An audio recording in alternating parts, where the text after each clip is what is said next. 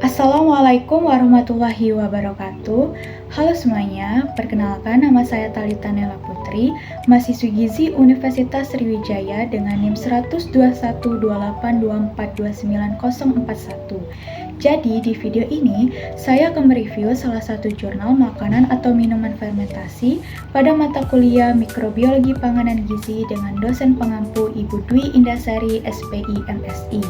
Di video ini, saya akan mereview jurnal yang berjudul Kefir Minuman Fermentasi dengan Manfaat Antibakteri dengan nama Jurnal Ilmiah Global Farmasi dan nama penulis Kurniawan, Tiana Milanda, dan Sri Agung Fitri Kusuma. Tanpa menunggu waktu lama-lama, langsung saja masuk ke pembahasannya. Jadi, kefir adalah sebuah minuman susu fermentasi yang telah ada sejak lama. Minuman ini menarik perhatian di kalangan peneliti, terutama di bidang mikrobiologi dan ahli gizi. Hal ini bukan tanpa alasan, karena kefir memiliki komposisi biokimia yang unik serta beragam manfaat bagi kesehatan. Kefir bukan hanya sekedar minuman, tetapi juga dapat dianggap sebagai makanan fungsional yang penting, yang berperan dalam meningkatkan kesehatan kita. Kefir mengandung dua jenis utama mikroorganisme penyusunnya, yaitu bakteri asam laktat dan ragi.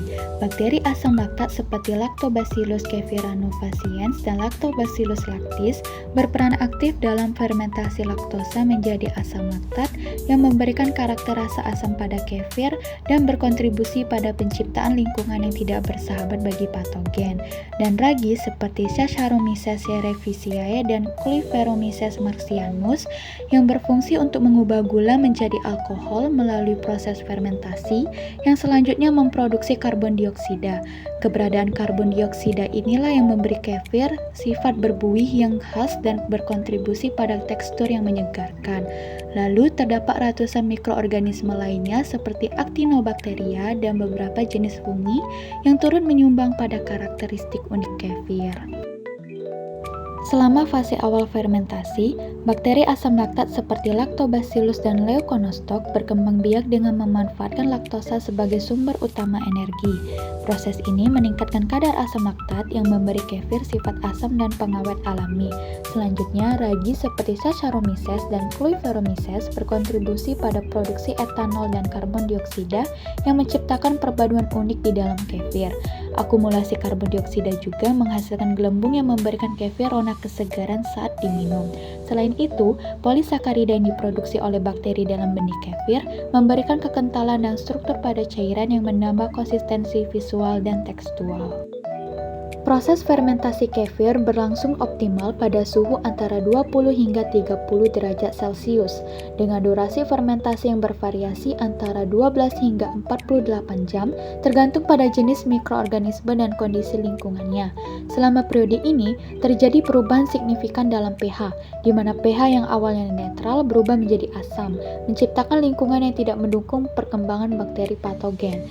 Setelah proses fermentasi selesai, kefir dihasilkan dengan karakteristik rasa, aroma, dan tekstur yang unik, menjadikannya sebagai salah satu minuman fermentasi yang berkontribusi pada kesehatan. Dengan demikian, pemahaman mendalam tentang proses fermentasi kefir menjadi sangat penting tidak hanya bagi para produsen, tetapi juga bagi konsumen yang ingin mendapatkan manfaat kesehatan dari produk susu ini.